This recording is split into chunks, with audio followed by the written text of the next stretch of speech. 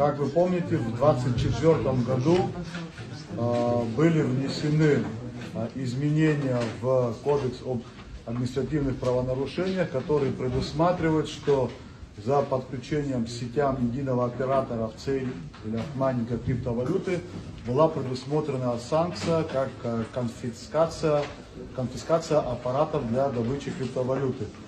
Однако в Кодексе о судопроизводстве по делам о административных правонарушениях не был расписан механизм, как эти аппараты будут уничтожаться, потому что в соответствии с законодательством те предметы, орудия правонарушений, которые конфискуются, обращаются в государственную собственность, но это тот вид имущества, который у нас на данный момент запрещен в гражданском обороте. Конфискованные аппараты для добычи криптовалюты не могут быть реализованы на территории Республики Абхазия и средства не могут поступать в бюджет.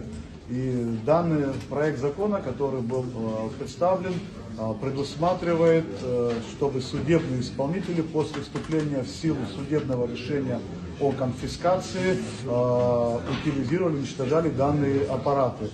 На сегодняшний день конфисковано более 4000 аппаратов, которые хранятся на складе Госкомитета по стандартам.